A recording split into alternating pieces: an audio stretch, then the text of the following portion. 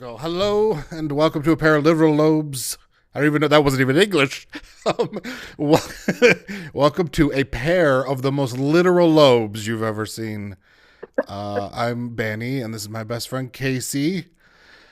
And a little shop notes to begin with. Please, if you have not already, go follow the Patreon. It's completely free, and notices for everything go up there. So you'll get a notice when there's a new podcast, when there's a new video, or a new VOD. So please go follow there. Totally free and simple and all that jazz. And what else did I want to call out? I think that was about it. Thank you, everyone who has followed on YouTube and like. Oh yeah, likes. Wherever you're listening or watching, please like, please comment. It helps a lot. And we're back, hopefully weekly again, and I don't screw up the audio. We did a test this week, like professional streamers, and it sounds That good. we are, yes. Yeah. But we're here. We're queer. Get used to it. Actually, I was wondering today if you wanted to go back to not drama, but like kid stuff again, or like I know a little bit about your teen years because we've talked about it, but that's kind of where we left off. And I was wondering, did you want to talk like what'd you do in your teens? What was life like until you hit? I didn't meet you till 28, and I was 19. So like, there's a gap there that I really don't know about, other than I know you were a colorist at some point. But do you want to fill in that section, or would you rather just do movies and stuff? Either way, I mean, there's not that much to fill I in. mean, we can go for the drama. I know they dumped you in school with no English, I did do that, and I but I I'm did good for learn fun English stuff too, not all very drama. quickly. Yeah. Yeah, yeah. Um, I I don't but you know, like kind of my general background history as far as me coming here and then trying to do the gymnastics again and then doing dance and kind of We kind of acclimating left it to. there with you tried to do it here and it just wasn't challenging enough. That's kind of the age we left off at. So what'd you transition to? Drugs, crime? All of the above. Yeah. I don't know. I think I went from a very obedient, very structured kid to just a continuously rebellious one. You became a free American. Welcome to the country. I mean, essentially, you know. Yeah, I mean, I don't know. I think the school experience definitely contributed to how I learned to socialize or my my social preferences, my kind of means of meeting people and the interactions that I considered meaningful versus those that I could let go of and just move on. Yeah.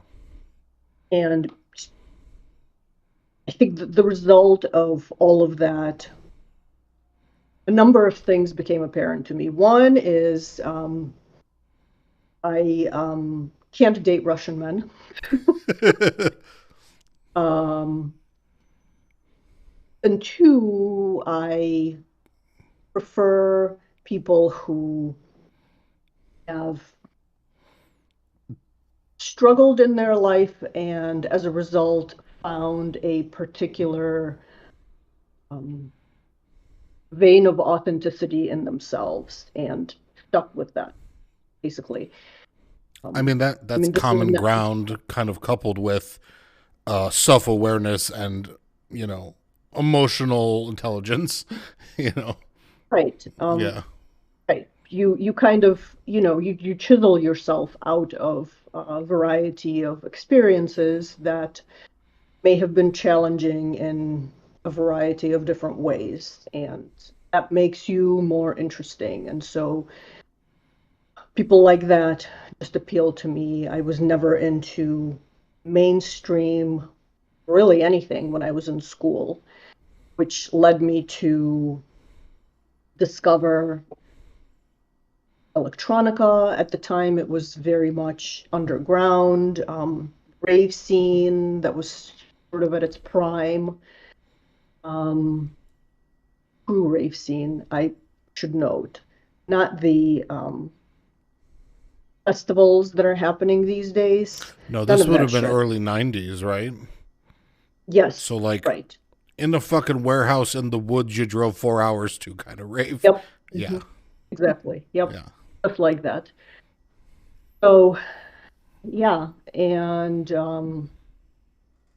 that I don't know. I mean, that kind of led me to pursue some I mean, I was always going to do something creative. Nothing. It was either going to be something in the medical field because science appeals to me, Mm. or something in the creative field because anything creative appeals to me, essentially.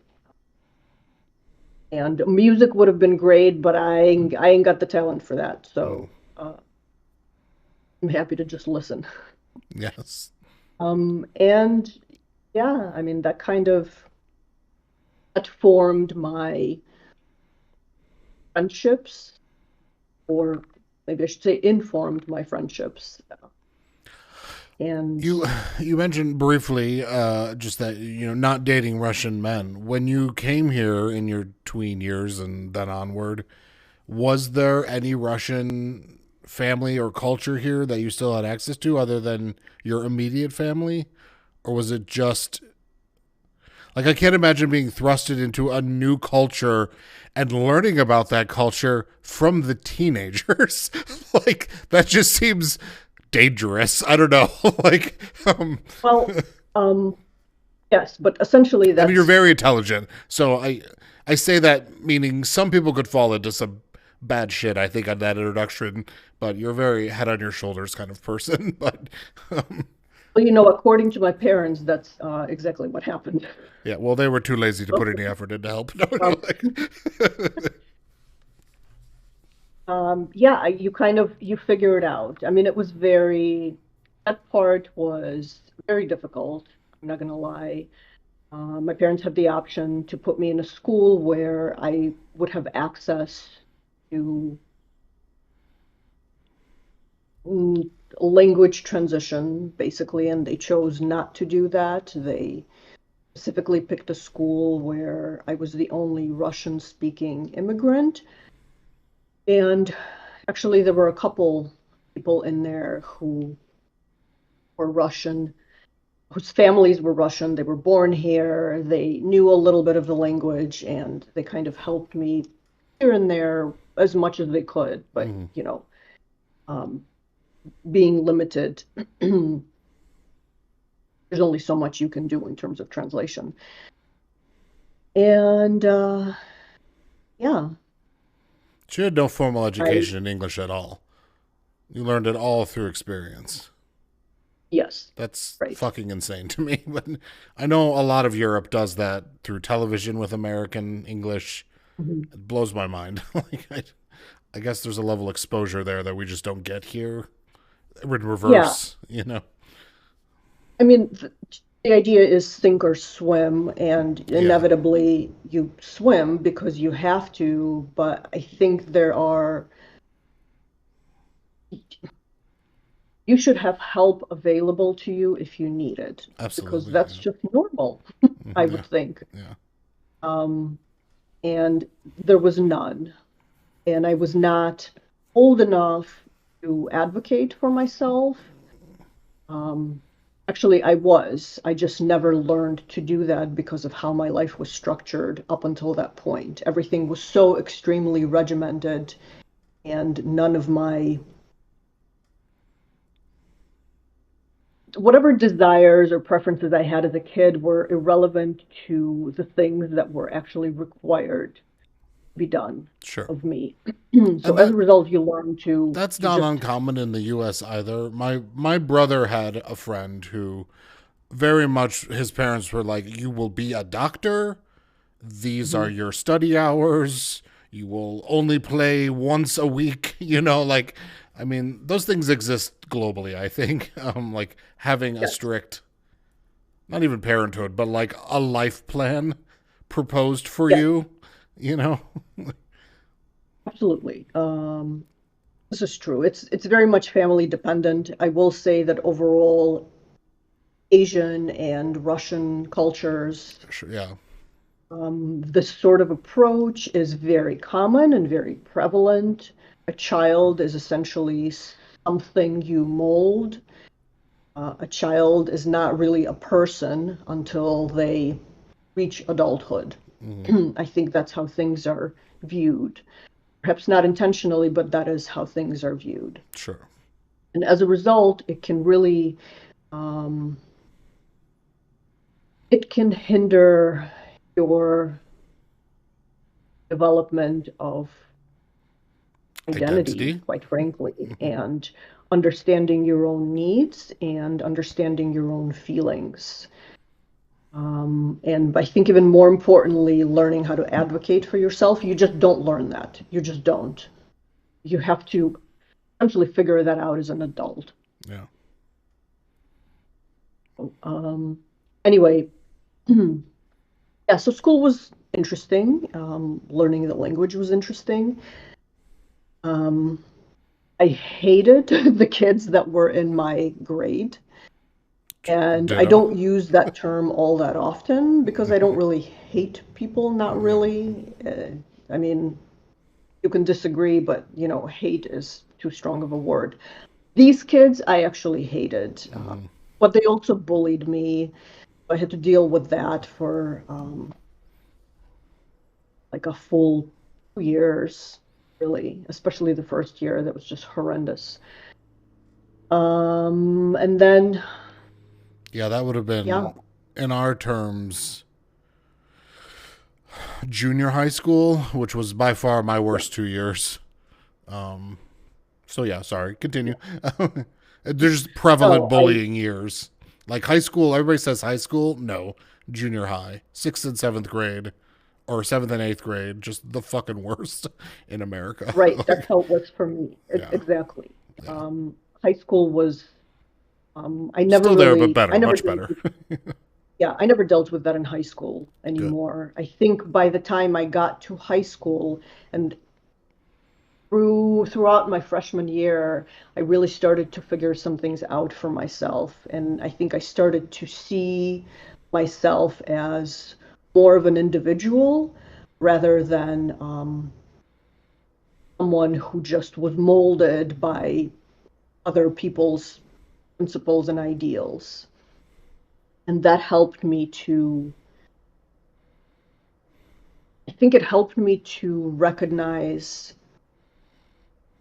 parts of me that I started to notice as being maybe a little different or distinct from majority of the people that I've observed around me. Mm. And I liked those elements. I kind of leaned into it Yeah, basically. And then you yeah, kind and of then it have said to no when you're longer different. It becomes almost a defense mechanism to lean into your differenceness, yes. I differentness. mean, Yeah, I embraced it. Basically, I yeah. embraced it. And what really helped me in my teen years is that I never struggled with not knowing what I like or what I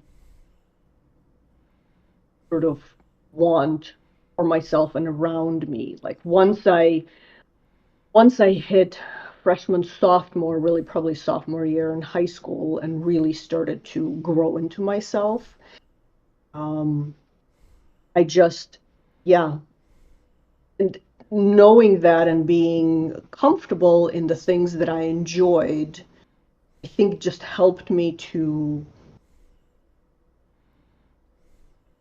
I don't know, it helped me to form my own identity very quickly. It helped me not to follow The trends sheep, for the the sake crowd, of just, what'd you say? the sheep, the crowd. You had your own Yes, identity and self worth, and you did not rely on others yes, to which is a common thing as a teenager, and I don't mean that as a smack to them.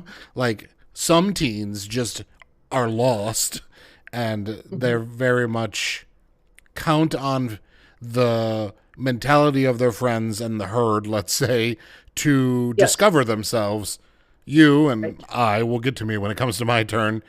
Kind of already came into that way before teen years, or as we entered teen years. Yeah. Right, right, exactly. And frankly, relying on the crowds is normal. What I realized is that's a much more normal path that most people take. Yeah. And then, kind of figuring out what it is that you like and why you like those things becomes a lifelong process. And it is to some extent, it always is a lifelong process, but it's so much simpler for me when it came to that.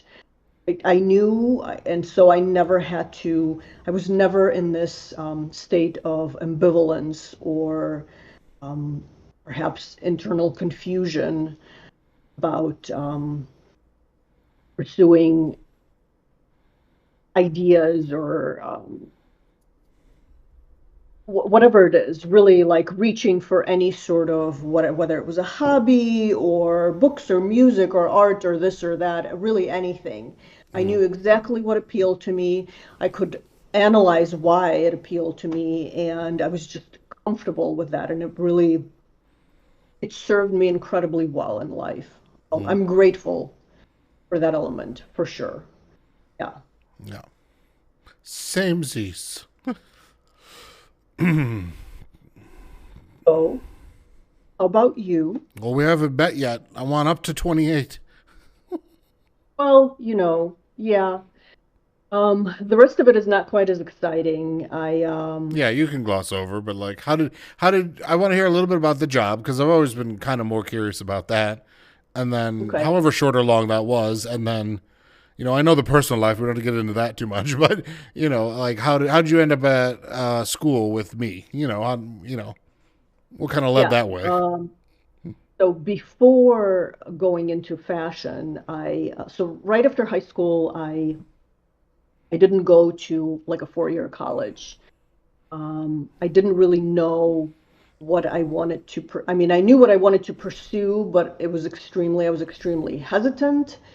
My family was quite oppressive in trying to influence my choice. And as a result, it left me in this limbo of I want to, but I feel like I can't because I owe it to, you know, my parents or whatever it is. So as a result, I ended up taking just classes that I liked, like random classes that I enjoyed. It was philosophy, critical thinking, logic. There were some art classes, writing, philosophy of religion, did a bunch of classes in that, poetry, just, yeah, just general, I would say what, humanities Yeah. would be yeah. And while I was doing that, I came across an ad for a um for a company, and what they did was they designed and manufactured and distributed soft home goods, meaning anything textile related interior within the interior space. Mm-hmm. So linens, curtains, throw pillows, upholstery, fabrics, all of that, like anything. And at the time I was 18. Oh my God, yeah, I was 18. Like I guess it Oh, was right really? after Was high that school. soon? That young? Yeah, Okay. yeah. And they were looking, I can't remember. So the head designer was looking for,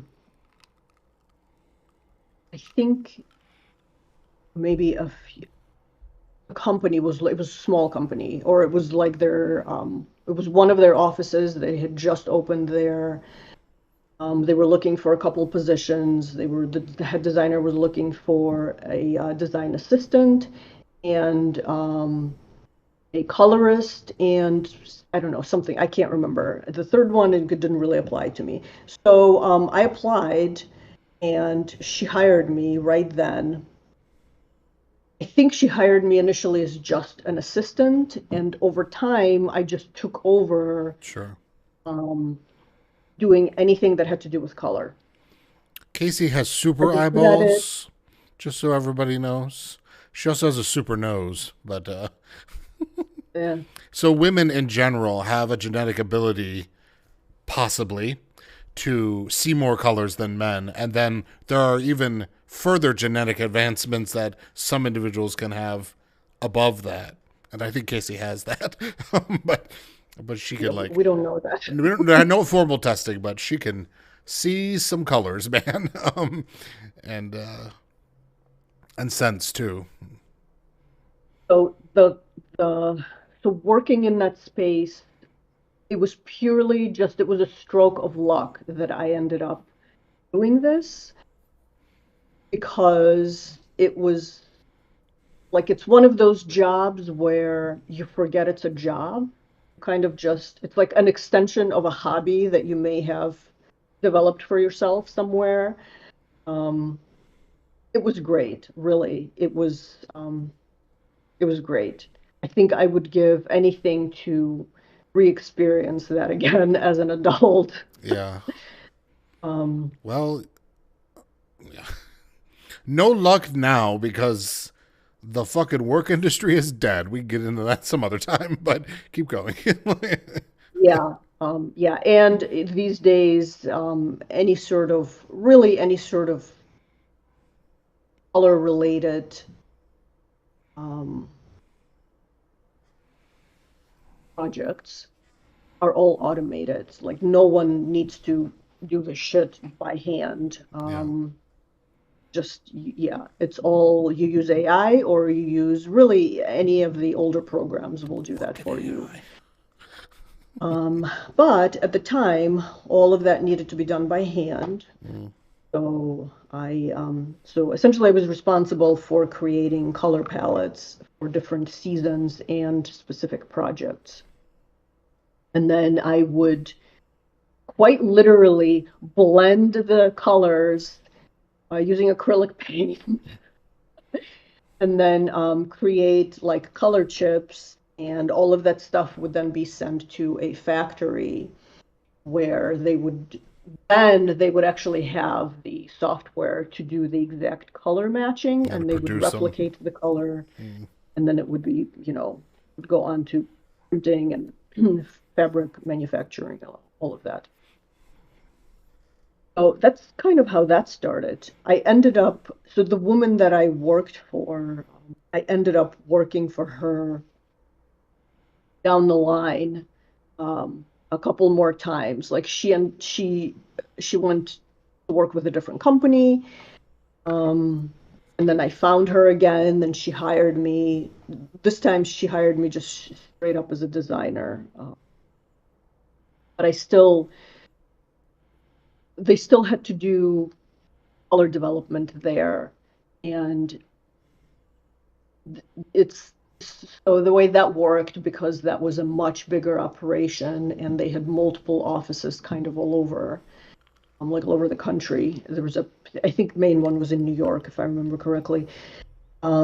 We had a team of high schoolers that would come over after after school, and all they did was replicate the colors that were already blended, like the formula. Like we essentially gave them the formula. I gotcha. Like Okay. you use this and this and this roughly in this proportion, and then before it's finalized, you have to come and get it okayed. They would do you know, the dirty work of the blending, but we would do the formulas, so to speak. And um, that was good too, actually. I will say this, overall, the aesthetic at any of these places was not um, was not something that I would ever choose. Sure, yeah. It was a job, you know. Yes, Yeah. correct. But because there was some crossover into areas that I loved intimately, um, it made it okay. Yeah. There was enough of a balance. I don't think there's really such a thing as a perfect job. I think it's an illusion. It fulfilled your creative and artistic needs, didn't necessarily fulfill your taste and design needs, but it was Right. engaging work and you felt Yeah, useful. Feeling useful is a huge part of any job. Like, you correct. know, Yeah, it was meaningful to enjoyment. me, basically. Yeah. Yeah. So, um, yeah. And then what happened? So the way all that ended is there was some internal issue. I still don't know the details. Um, Scandal. something, yeah, Nice. something happened, and the head designer, this woman that I worked with, quit. She just pulled out of the company very, very abruptly. Hmm. And I believe some of it had to do with,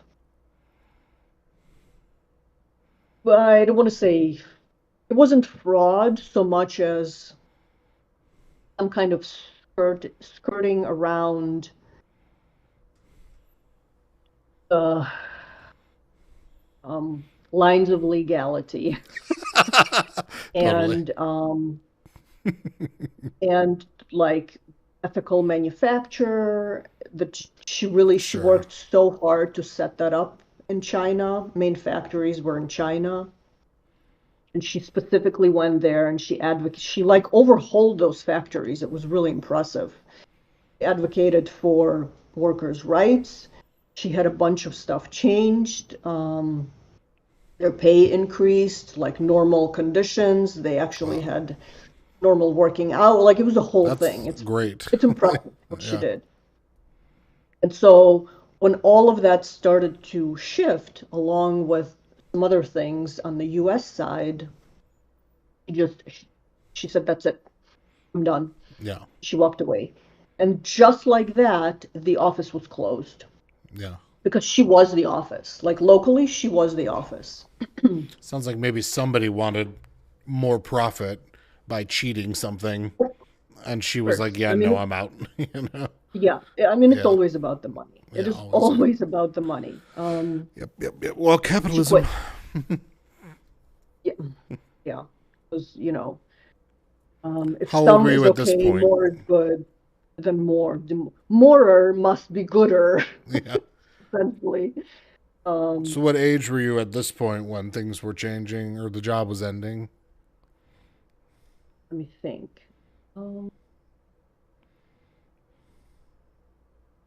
20,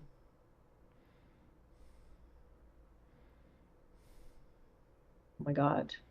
I'm Who not even remembers? sure. Let me think. 27? Oh, so this was like a year or two before I met you. Yes. Okay. Hmm. Okay. Yeah.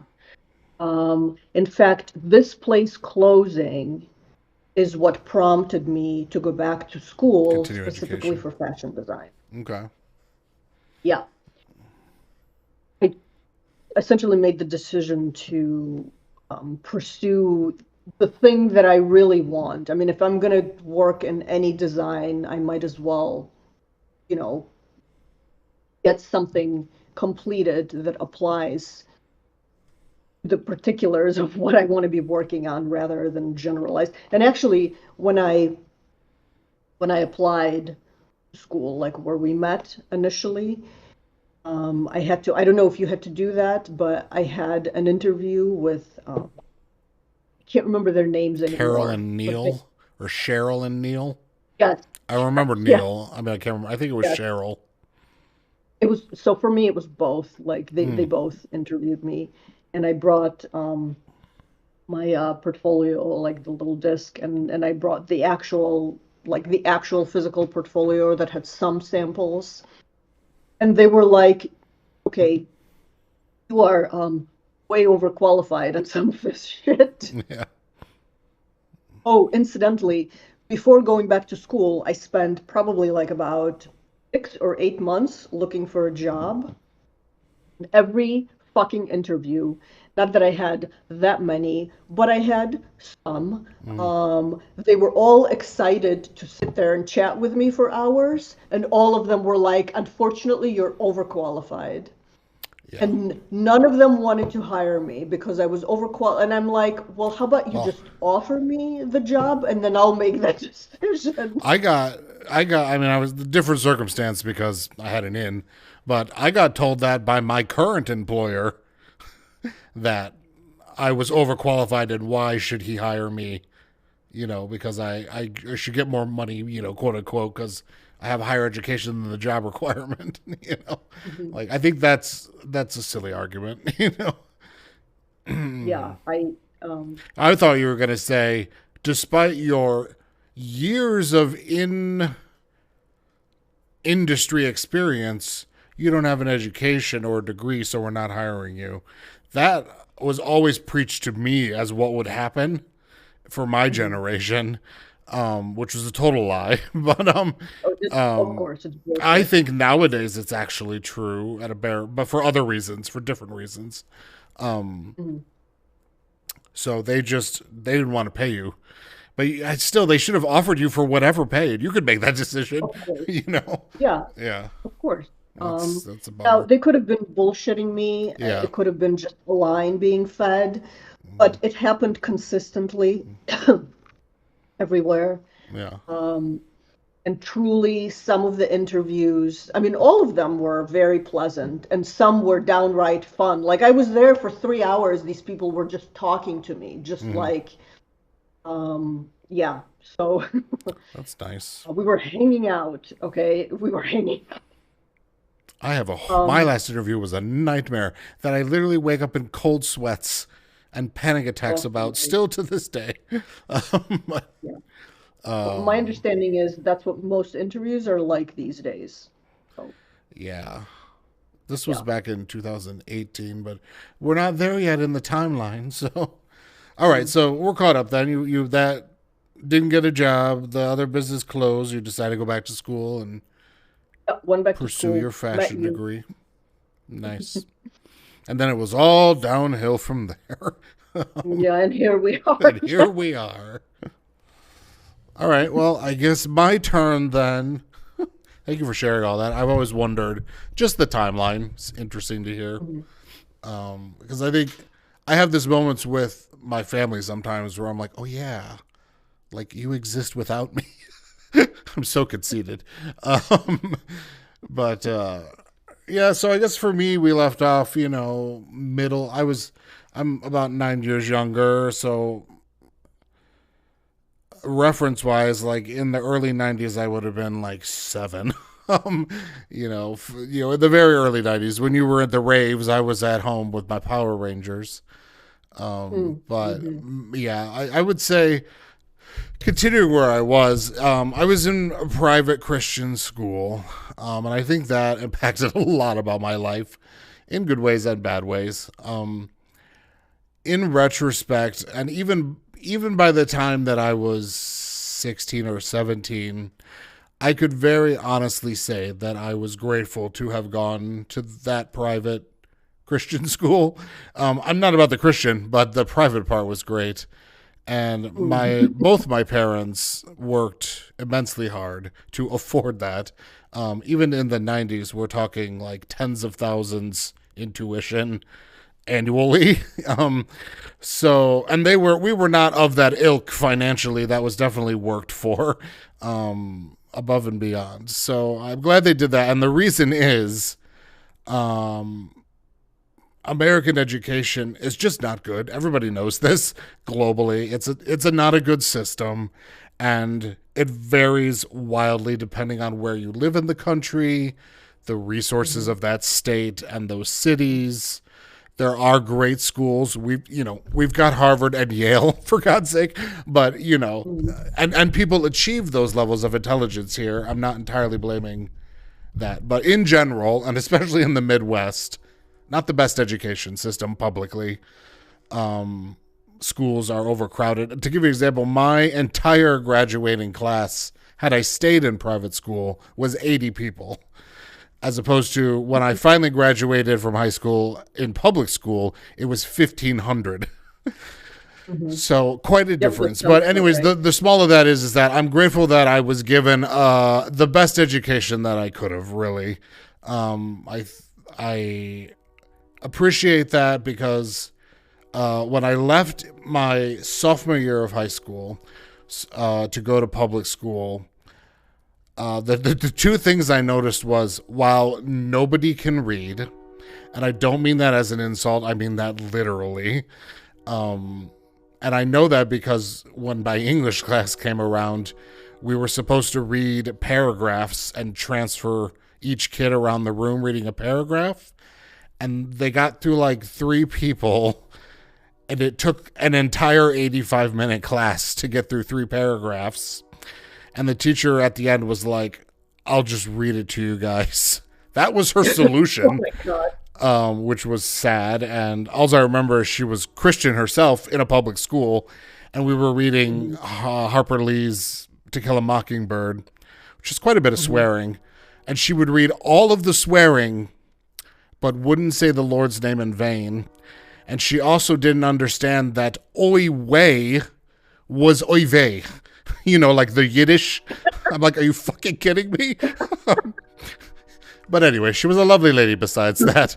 So I was like, holy crap, you guys cannot read and you're 16.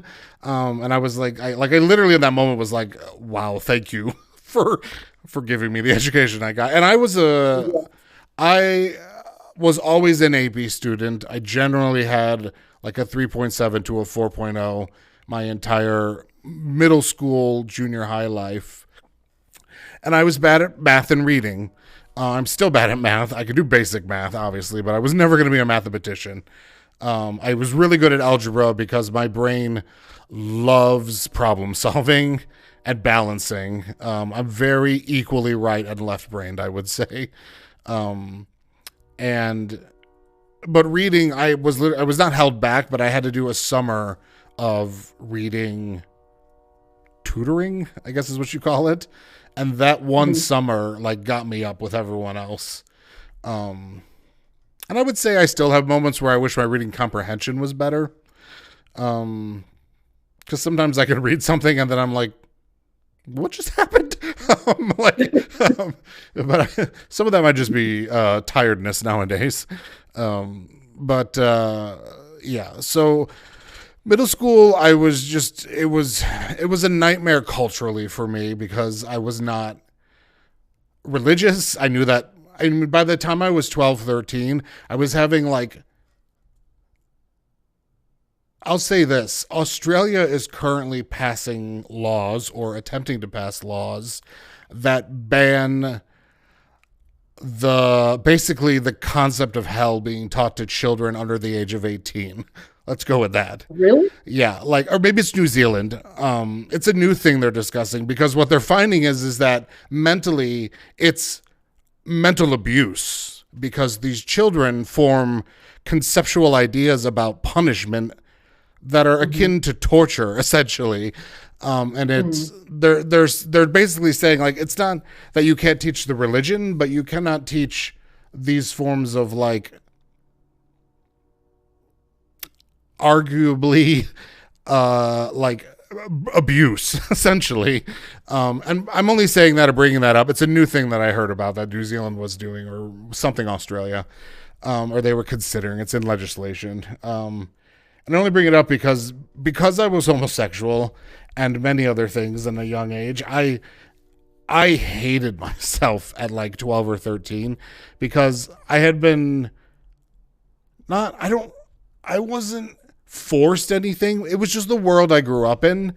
And so nobody ever said anything to me. Again, I was never openly out. I wasn't having these arguments or fights with anyone else. It was all internal. And my brain was just going, I don't believe any of this. Like, I don't believe any of this. And I literally, in my head, had to, like, denounce Jesus like it was a real fucking thing. You know what I'm saying? Like, I had been so taught that it was reality, and that I literally asked him into my body and life, that there was a point where I, like, literally had to reject it to mentally separate myself from it. Does that make sense? It does. And it created, like, guilt. Just so much guilt, like, in myself. And some of this I've realized years later. I wasn't in the moment realizing this. But so that turmoil was, like, hitting hard about 13. So again, 7th grade, 8th grade, 7th grade. And then externally, because I'm not Jack from Will and Grace. I'm not the gayest man who ever lived, but I'm definitely light on my feet and not a sports person and into art, and all my friends were girls. All the classic signs. And so I was bullied relentlessly. So internally, I'm doing this one dance with my family and my culture, and externally, I'm being shoved and pushed and things knocked out of my hands and, all that garbage. So it was hard. Like, getting through junior high was hard. And then I stayed there for my freshman year of high school. I don't know why I fucking stayed my freshman year of high school, but I was scared. I've always been hard to change. Like, I don't like change. That's not true. I like change. I want things to change. I always make things change, but it takes me forever to get the courage to do it. And so there was, like, a year, I don't remember what year, my mother will be able to say, like 3rd grade or 5th grade, where I was like, I don't want to go here anymore. And a local public school was starting, like, a week earlier than my private school. So I just went there for, like, 2 or 3 days. And I was like, because I wanted something different, and I ended up not liking it. My mom was like, thank God. She was like, I don't want to take you there. But I don't remember why. I don't think it was a bully thing. I was just like, this isn't it. And so, but I did try, like, that one time. And my brother left the school I was in. We were both at the same Christian school. He went to Catholic school for high school. Hold on, backtrack. He went to junior high at how do I put this? Extremely public school. Poor, let's go with that. A very poor neighborhood. Okay. And my brother, like I've said, he's very intelligent, but he had learning problems, like many people do. A little bit of dyslexia. He needed just a little study time extra to focus, and he went to public school. And I'll tell you the story. My brother's teacher called my mom to tell her she doesn't know how to tell her this, but Joel, my brother, stood up in class and told everybody they needed to be quiet because he couldn't focus. And my mom was like, sounds like you don't know how to teach your fucking class.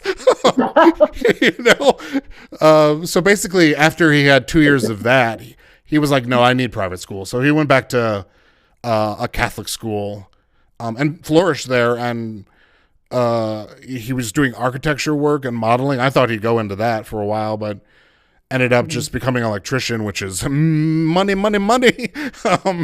So great for him. But back to me.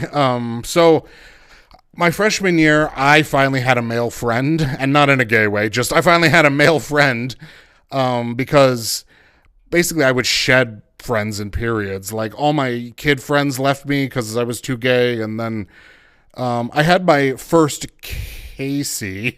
We were together for a while through this, but then freshman year I got a male she left. Freshman year she went to a different Christian school. So I made a new male friend, and we hung out, and I had fun for, like, the first time ever in that school, and my GPA dropped to a 2.1.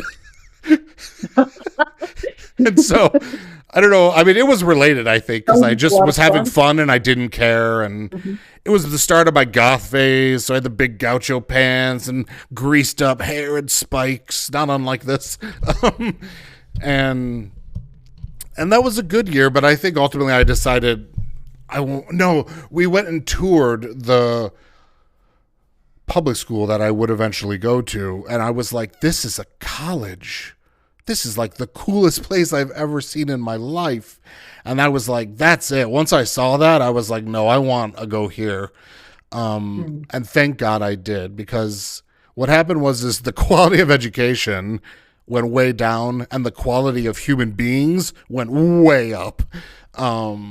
Basically, like, everybody was so much nicer and decent and accepting. And I mean, I still got bullied in high school, but I would say like a few times in the 3 years I was there, as opposed to daily ridicule. In fact, I started and I went to school there for 2 weeks, and then I got mono and I was out for 2 months. And when I came back after that 2 months, almost every class asked where I was. Like, they remembered me, even though I was only there like 5 days, let's say. Yeah. And I was like, what the fuck?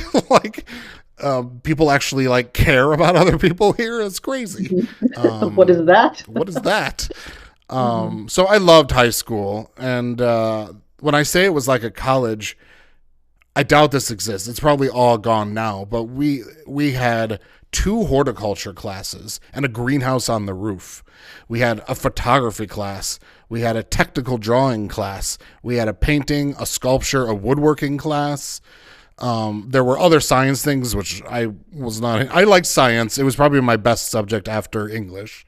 But so basically, I thrived there, got my GPA. I think I graduated with a 3.7, because once you drop your GPA, it is a bitch to get it back up. You have to like solid A's that shit. So I got it back up to like a 3.7, I think. But again, was never friends with people in my own grade. My senior year, everyone had graduated out. And I was like, oh, I'm like kind of on my own again, because all my friends were older than me. But there were nice people that I like. I was shy, so I ate lunch, in a weird hallway window away from the giant cafeteria. But there was like a group of 4 of us that all would hang out there. And every day the monitors would be like, you can't eat there. And we were like, I think eventually I got like a note from the counselor that was like, yeah, he can eat here, or some dumb shit like that. But because of that, we had fashion merchandising and a separate fashion design class in high school, separate from home ec and cooking. There was a whole other like 4 cooking classes. It was like, I don't know where the school came from, but it was amazing.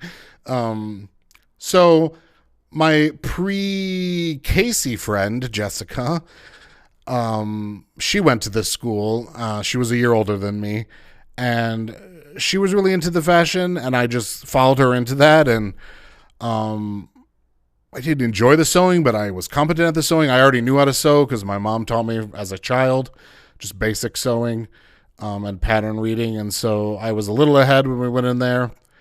And I did 2 years of, I had so many credits coming from a Christian school because it's just harder and there's more classes, I guess. I don't know. And my mother got them to count all my Bible study as credits.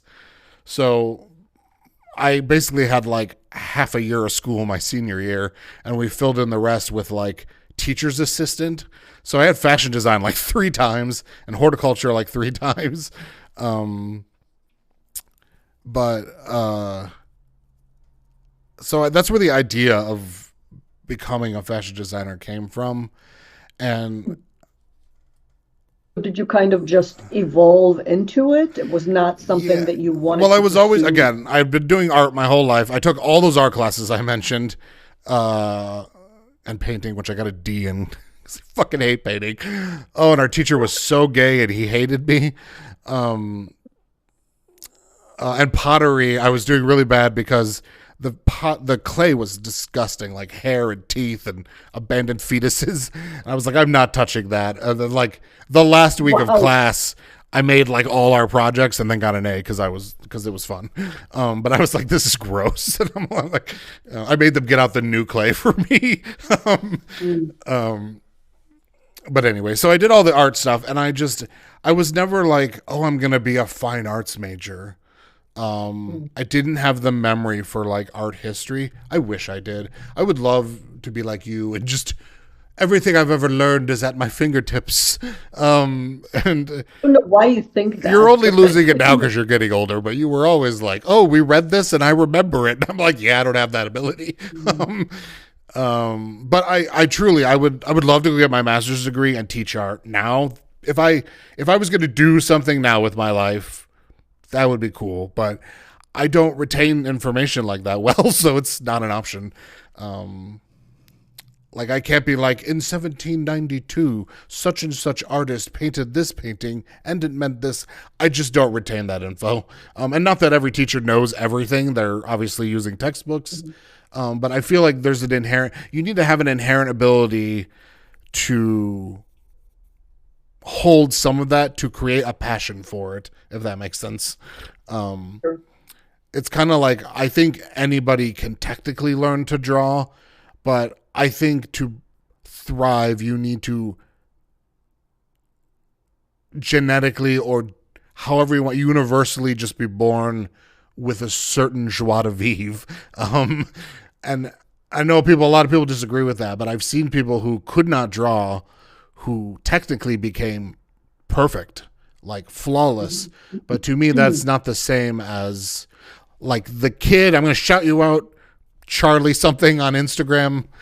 I followed him years ago. He's like 19, and he's a mixed media artist. And while I would say like his art is not my style or something I would want to like purchase and put on my wall, it is what art is to me, which is the diuretic expulsion of emotion brought manifest into something that is beautiful or that nurtures your soul or comforts you from a psychological level, let's say. And I look at his art and I'm like, I feel everything that you're trying to get out. And it's so just art. And I love that about his work. Right, it becomes a language. It becomes a language for you to use. Yeah. Those who truly connect to it, I think that's the part you have to be born with. That has to be innate to you and who you are. Yeah. I've also met, actually, in fact, I've worked with some people, incredibly proficient. Like technically, it's unreal how much they've managed to, like self-taught autodidacts, many of them. But internally, they won't even know it really. And I'm being just such a judgmental bitch right now. Yeah. However, I stand by this. Yeah. That you have to be born with a certain element that allows you to use art as a language where you cannot express whatever this thing is by any other means. Yes. Then, and it has nothing to do with success. You might be the most successful technical artist ever. We're not talking about how well you do. We're talking about the understanding of, it's that meme of the people who buy art versus the people who make art. And it's like the rich, wealthy people and the homeless guy, and that disparity of, we can all understand this and not necessarily be successful, I guess. I don't know how we got on this tangent, but so for me, I guess relating that is I don't know that I ever had that.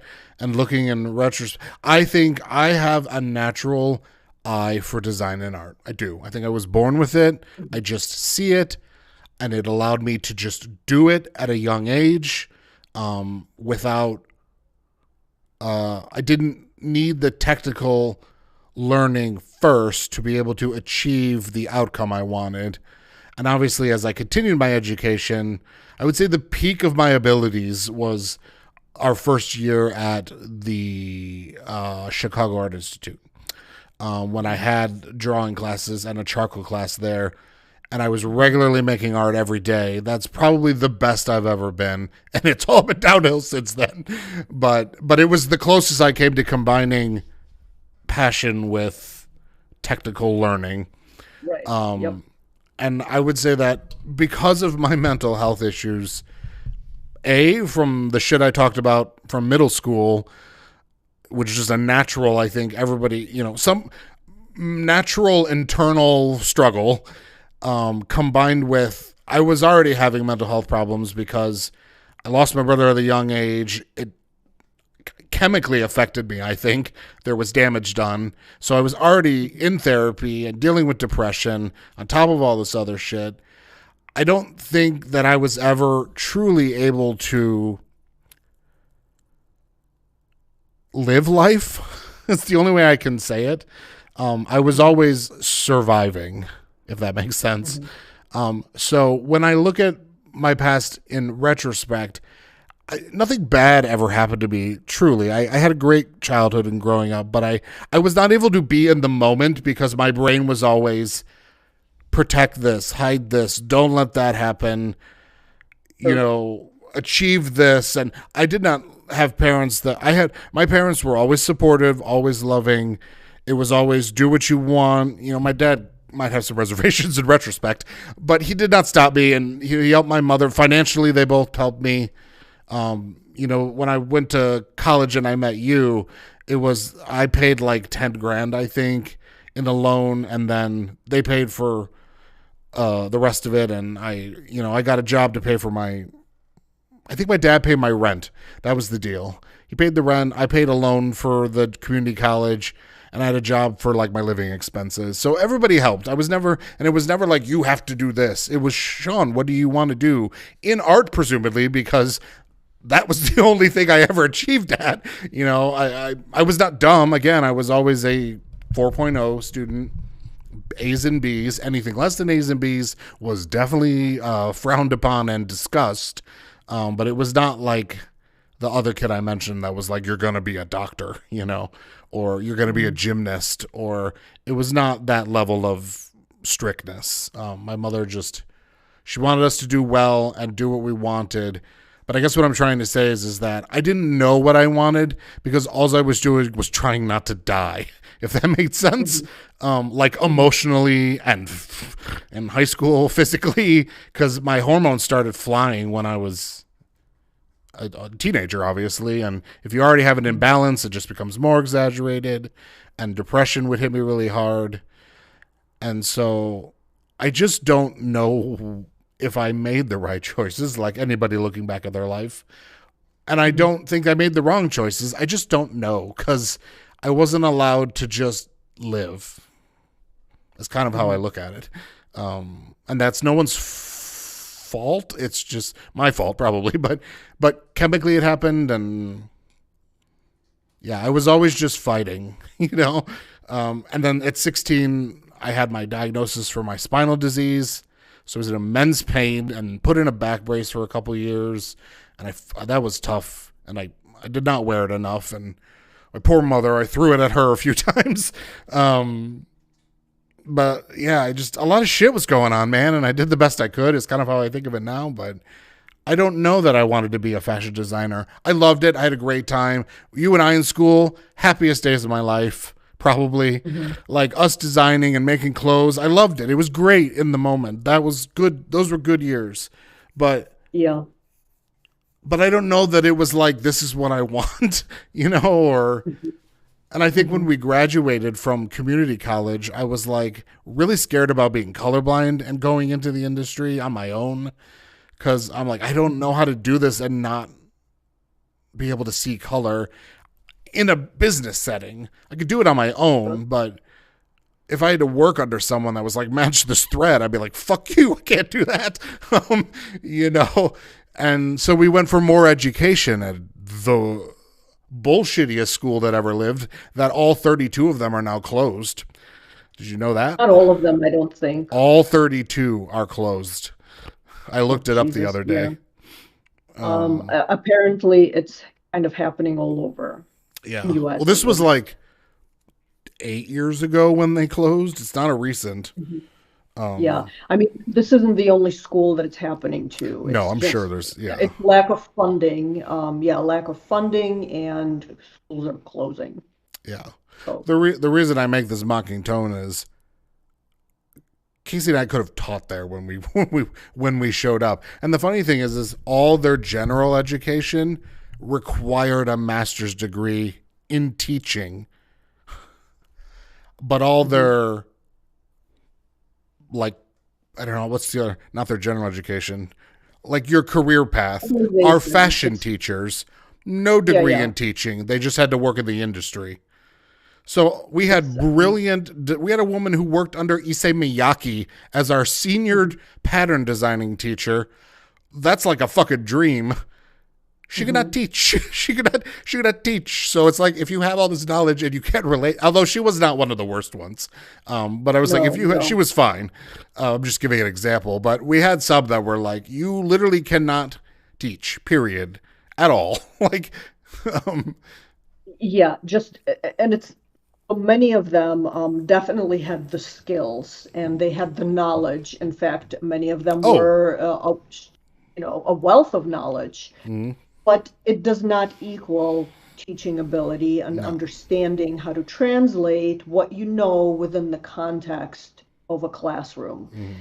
Mm. And Or how there to for support a sure were, student, you know? yeah, there were for sure instances where that sort of discrepancy became painfully evident. Yes. Um, what was that one class where we wrote a just straight up an essay Oh my for God. the poor Product line teacher? development, I think, was the class. Is that what that Class. was?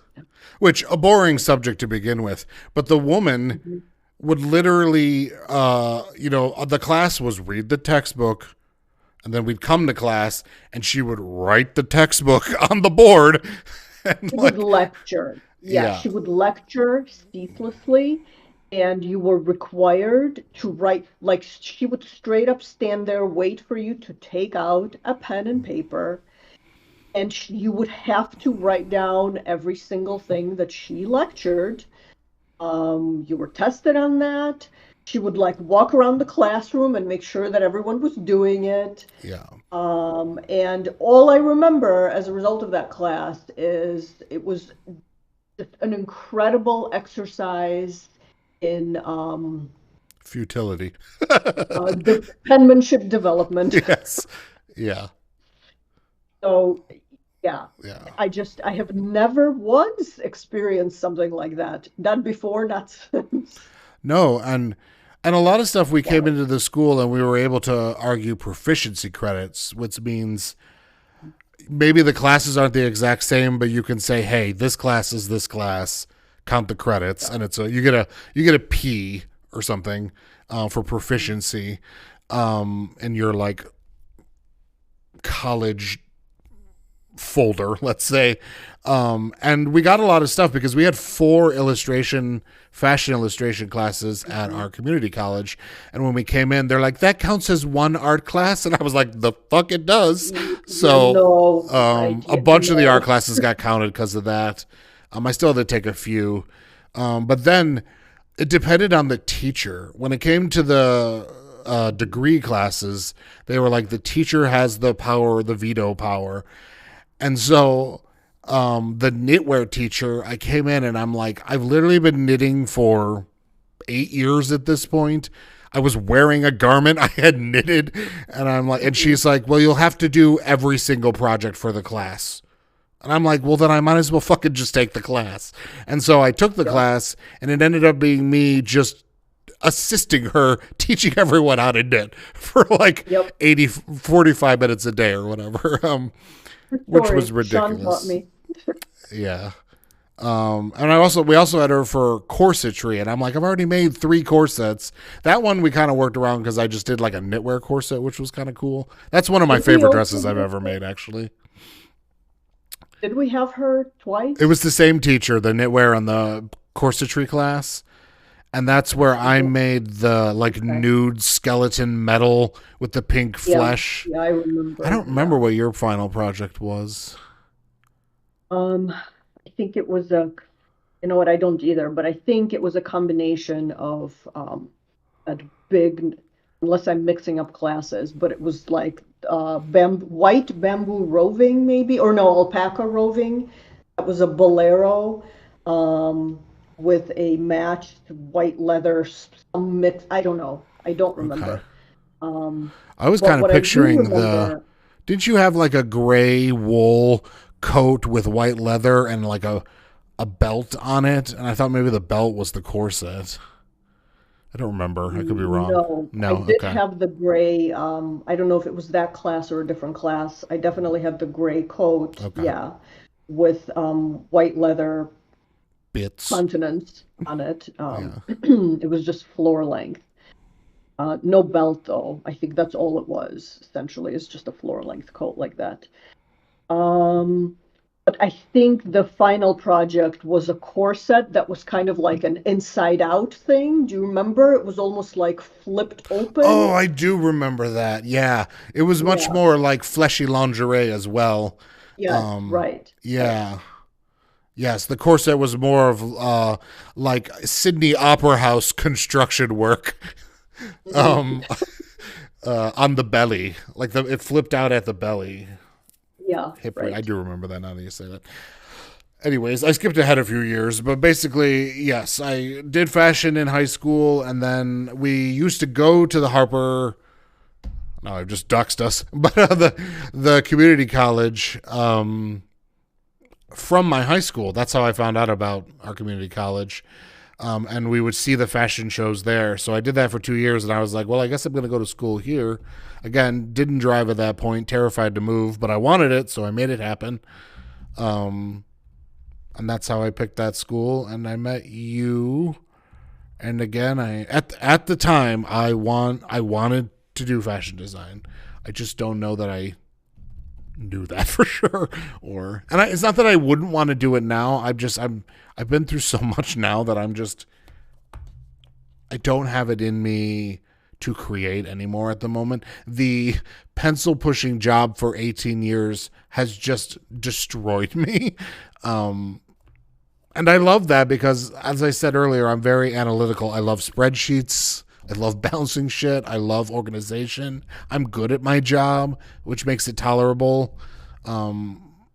But like creatively, that shit it's when we go to talk about Sinners later, hopefully, or another stream, it's a fucking vampire leeching art out of your body. And I don't know how to describe it any other way.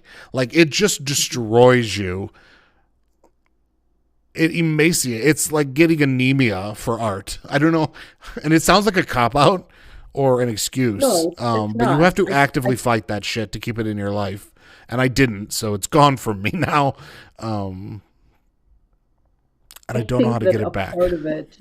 a part of it is, I understand what you're referring to for sure. Yeah. Other So a things do big it part of too. it is it's the deadening of that part of your soul that requires a connection. It requires you to stay open in order to connect with something on a creative level. And the pencil pushing, as you refer to it, just deadens it. Yeah. You Well, and know, the technical skill is also a muscle, and you stop flexing it, yeah, of it course, atrophies. absolutely, like anything else. Yep, yep, Yeah. this is true too. Um, with that being said, I really don't believe that it's gone, just as I don't believe it's gone for No, me. it's It certainly hidden. It's feels just like it, hidden but away at the moment. It could yeah, be shown a light on again and revealed, and I'm trying to do it yeah, in new ways, for the past few years with the streaming and I love learning still. So the dozens of hours I've put into learning how to stream, and this is graphic design and making overlays and promoting. I don't editing is just fucking awful. And making all this like I think I would like editing if I had like Premiere and I could really learn it and like become good at it, but I'm kind of limited with the free software I can find, and yeah, editing just it takes forever. It's like, ugh.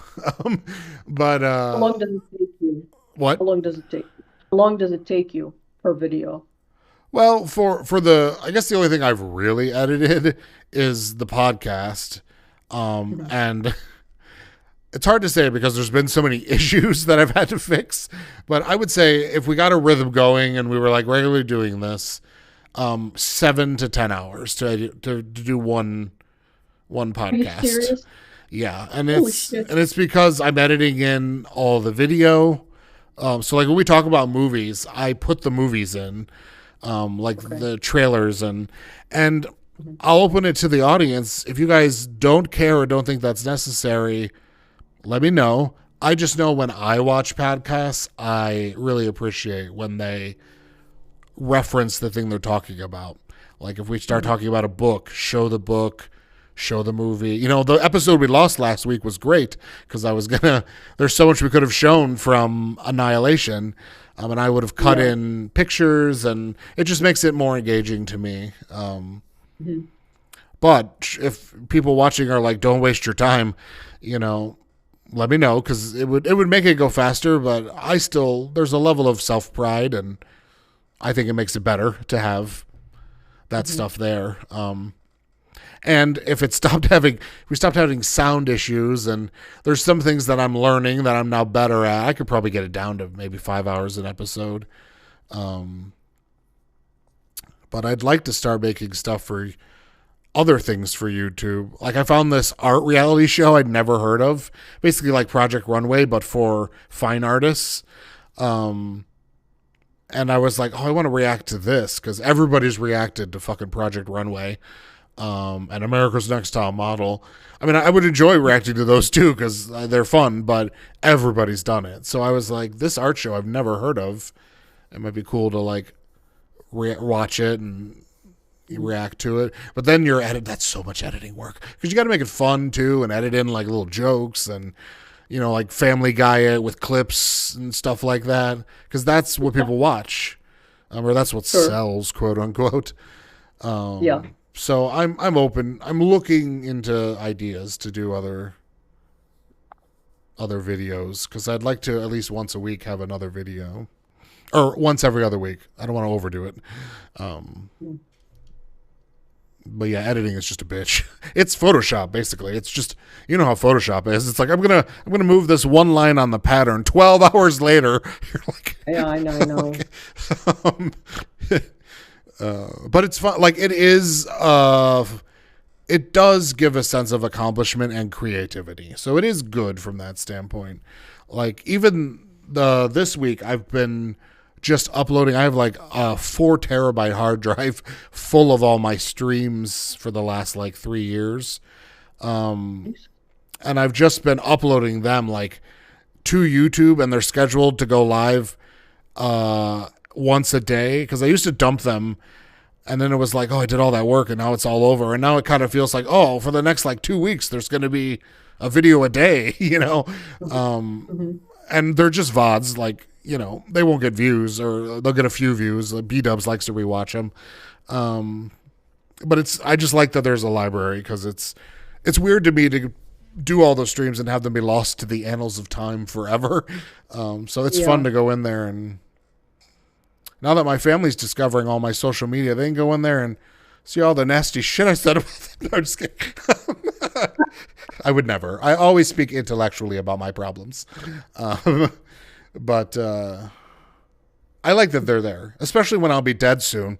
You can all go in there and be like, "Aw, he was so miserable."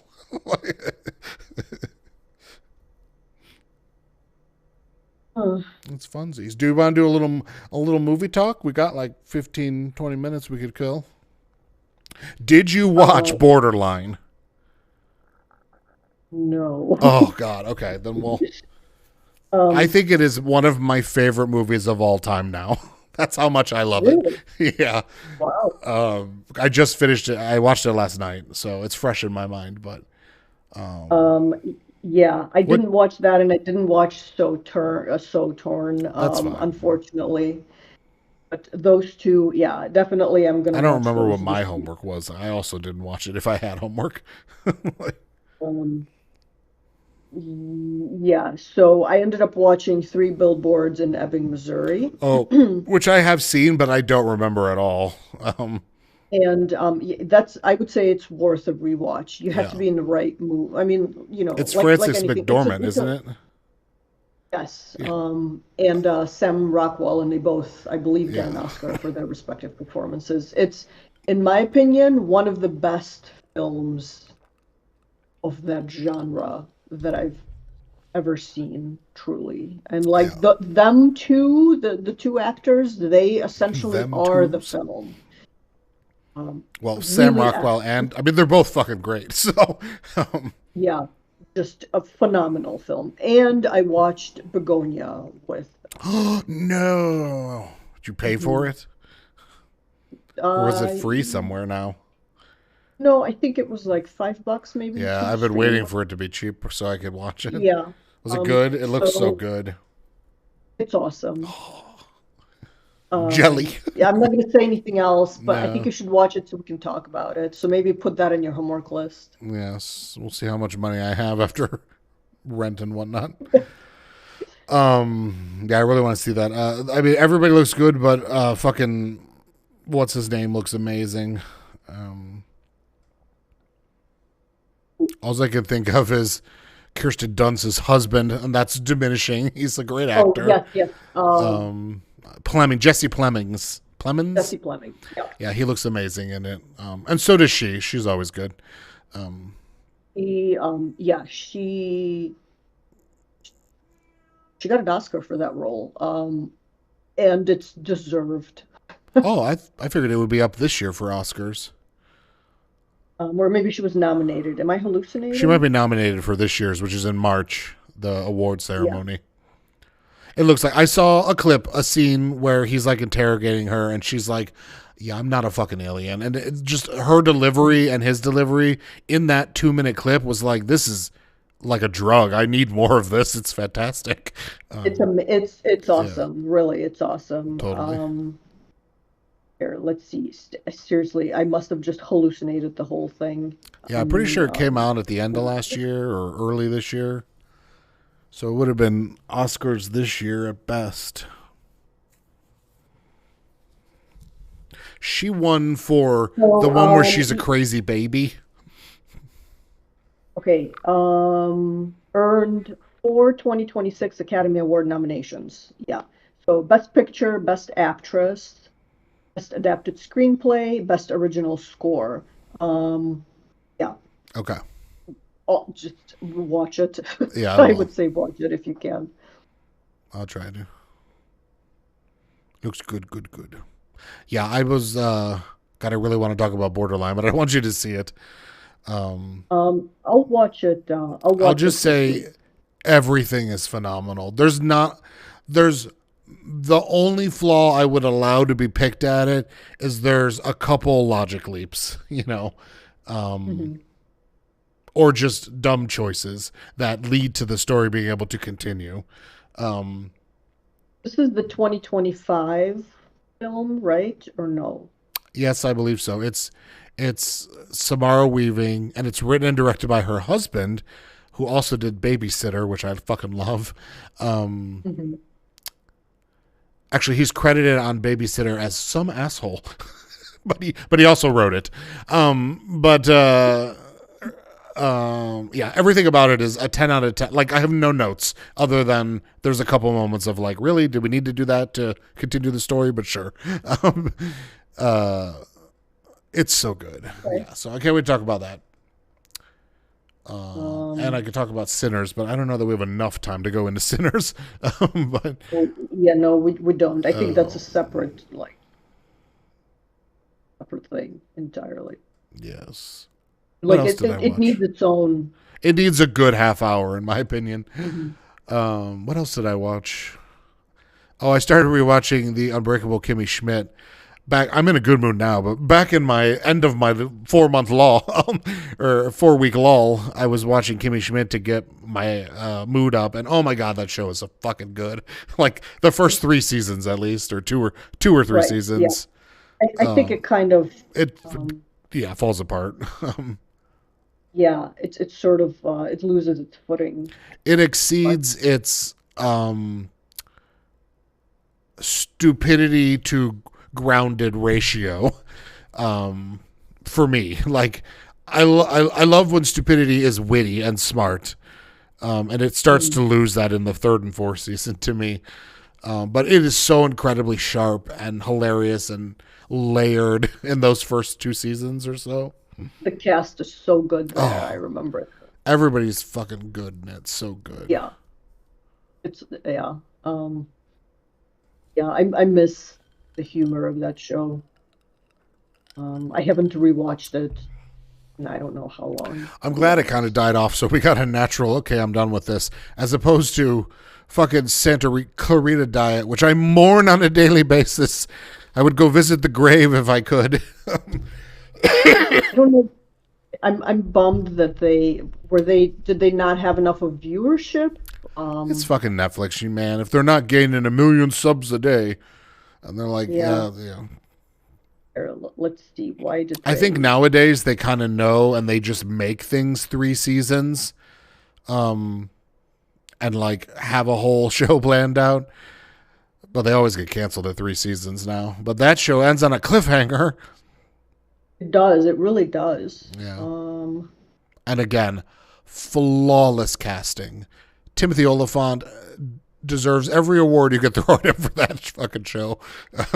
Yeah, it looks like high production costs and viewership not justifying renewal.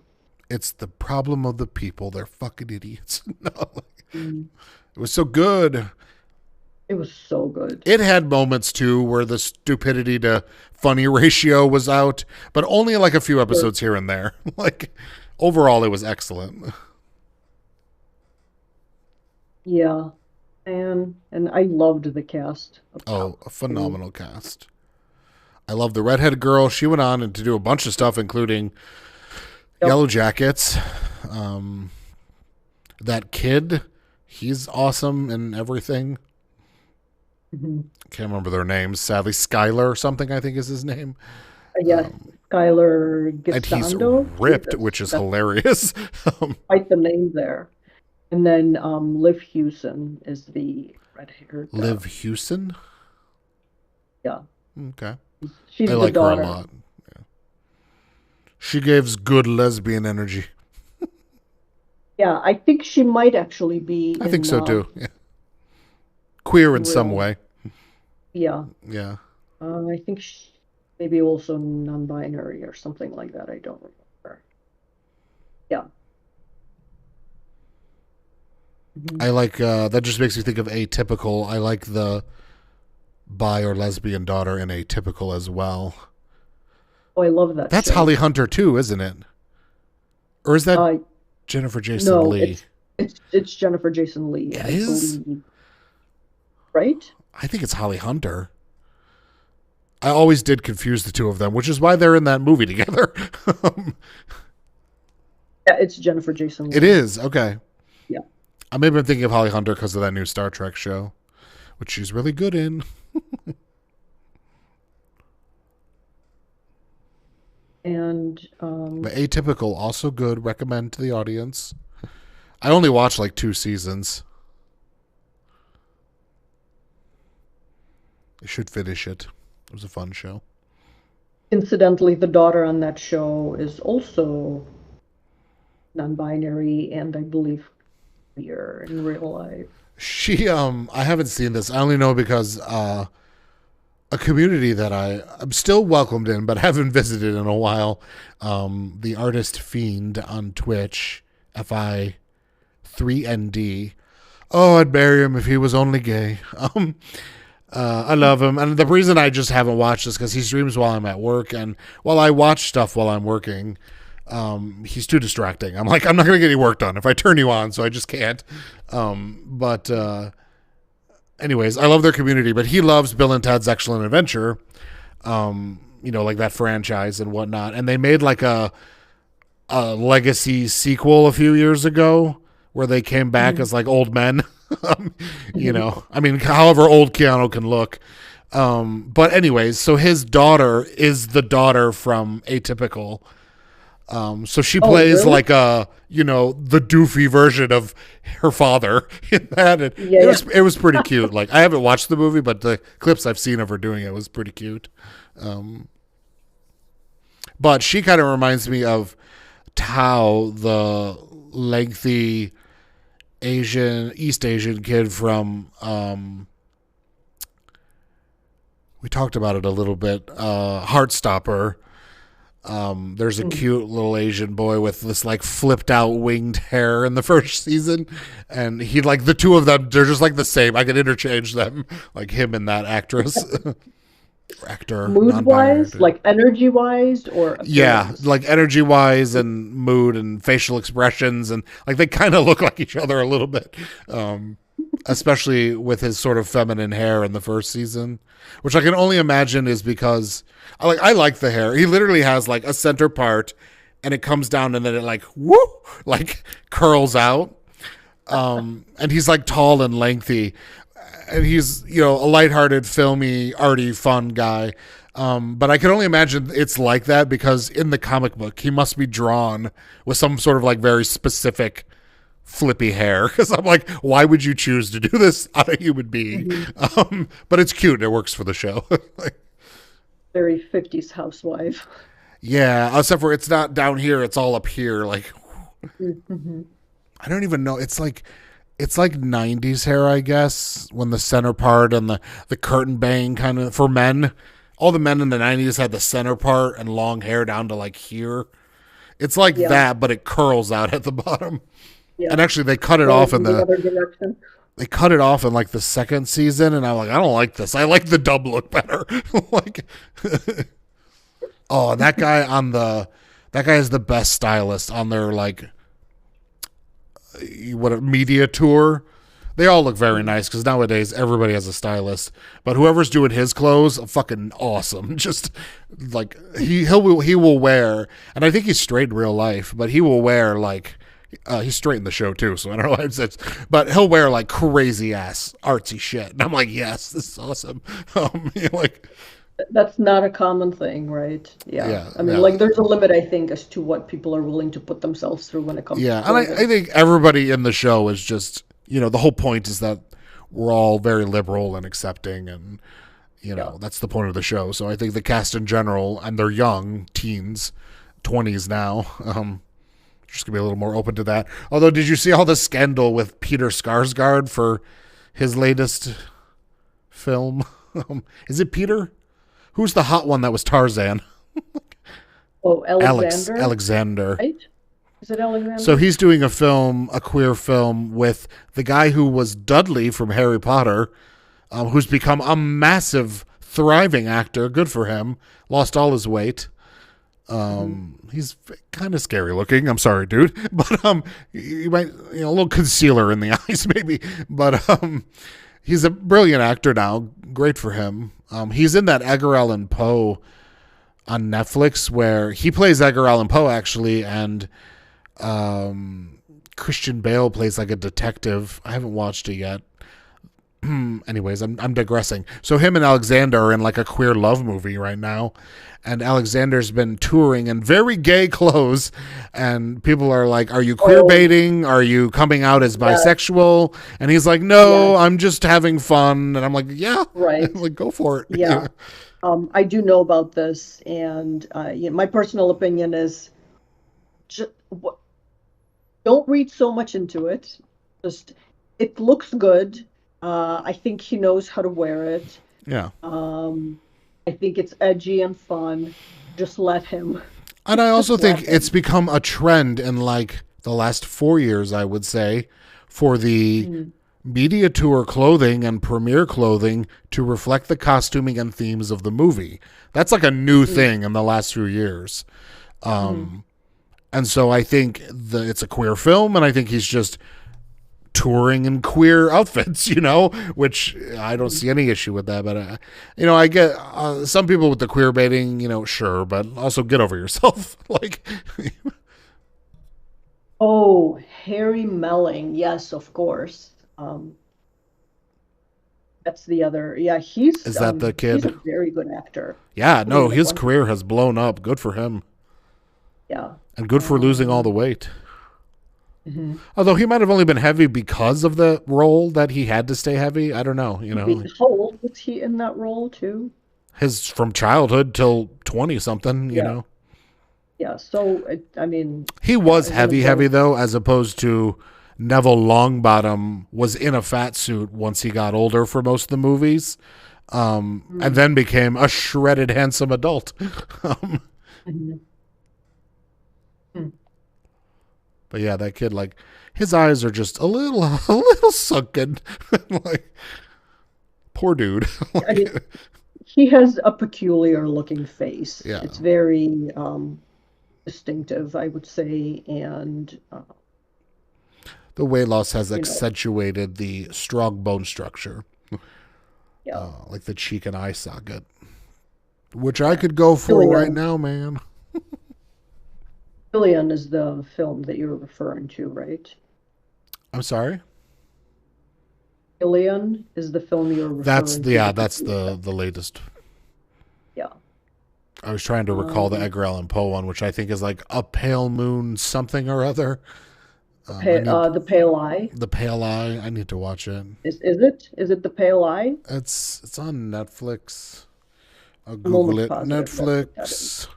The Pale Blue Eye. Yep. Yeah, there you go. Pale Blue Eye. God, it's 4 years old at this point. My God, Mhm.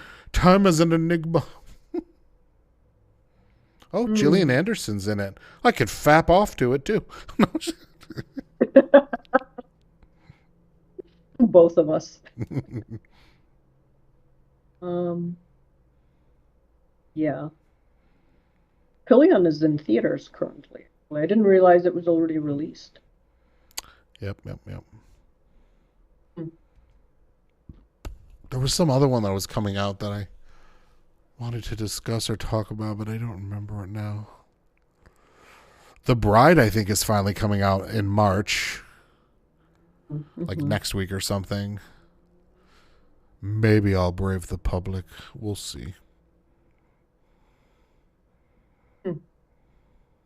Um, there's apparently Skarsgård, that's quite the name, did a series that came out last year called Murderbot. Yes, it's a yes. It's supposed to be It's good. It looks good. this it is yeah, it is Mm. supposed to be good. I haven't seen anything Mm. of it. I read I've about seen it him and getting it's in his costume. okay. Yeah, it's 95 on Rotten Tomatoes actually and 7.4 on IMDb. Nice. So my What is guess is that? probably it's on Uh, Apple, oh, it's on sci-fi Apple. comedy. That's why. Yeah. I don't have Apple. I think I finally figured out what email I linked to my Apple, so maybe I could figure it out. Yeah, you should get that figured out so you can watch Pluribus. Yeah, I need to watch Plurbus. Pluribus. Plurbus. So good. Honestly, so good. Was it a one off or is there going to be another season? Like, does it I end? sure hope there is another season. It had such rave reviews. Like the reception was so good that I Okay, can't but imagine they would it just. doesn't end though, as far as you can tell. Oh, it ends on a. A You could say cliffhanger. a Oh, cliffhanger. okay. So it wasn't like a contained one off. No. Okay. Uh, but it's just yeah, like one of the best shows to have come out in the last however many years. Mm, I'm such a let's see. lovely peach. Like a white peach with a little darker tushy. What? I look like a white peach. No. Yes. Hmm. So Pluribus season 2 is officially in development. Okay. But release is going to be like, A you know, year and a half from now. yeah, right, exactly. Is my little nub shrimping? This is the first time I've looked at it. I think it is a tiny bit. I Did you got do anything shots with in it? it. Oh, you did? Yeah, a week Okay. ago. They said I got to wait 3 more weeks and they're going to look at it and adjust dosage. But I think it is like it looks slightly less diameter. Steroid? I didn't ask. I was like, shoot me up, get rid of it. Yeah. Yeah, I don't remember what it was. I basically went in. They were like, "We know exactly what that is." Yeah. I forget what they called it. At first, they called it a lesion, but then they had a more specific name for it. But they're like, "Yes, it's that scar, hypertrophic scar tissue or whatever." Yeah. Um, Yeah. Hypertrophic yeah, scarring. and they Is were it like, "Well, they're like, good keloid? thing you didn't try and remove it because it would only get worse." Hmm. And they Yeah. shot it up, and I got to go back for another shot potentially. Yeah. They will get rid of it. Like the shots will get rid of it. I hope so because it's ugly, and I got enough shit going on. I'm bummed that I won't be able to have a piercing in that ear, though. That's probably true. Yeah. Maybe I could But get you know what? one up here. That's what I was going to say. Maybe you can do a cartilage one instead. Yeah. Although I don't know why it kept getting infected. Maybe that ear is just more sensitive than the other ear.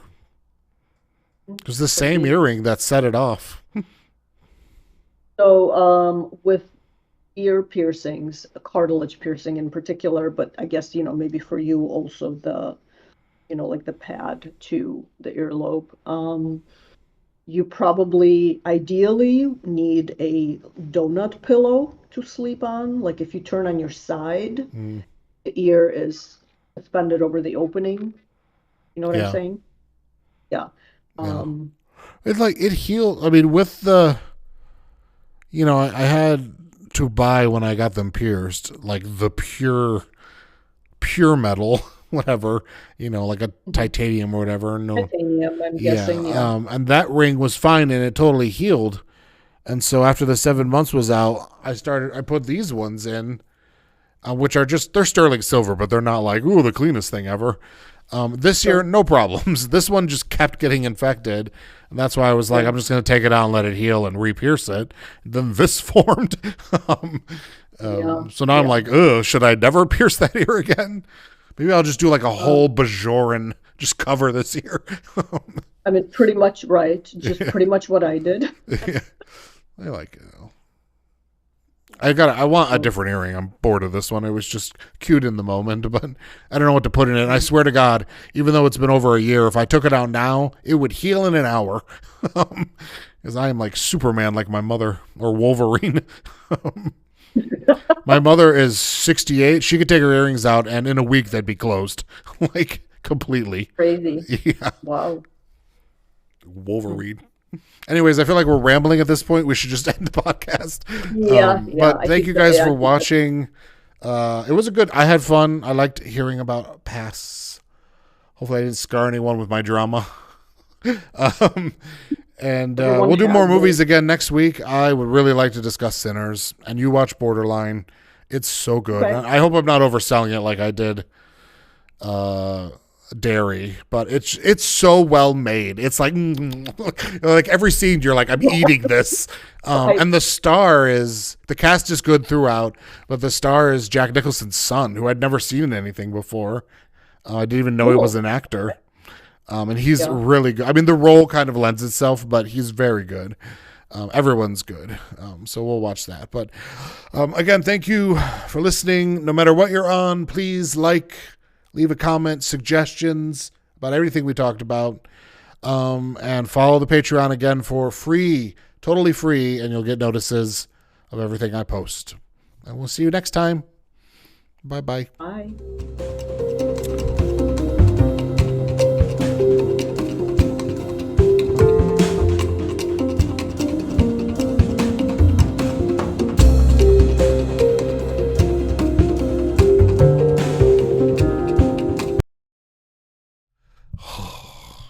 Now what? Now what do we do? I can't stop looking at your boobs, man. God, they're nice.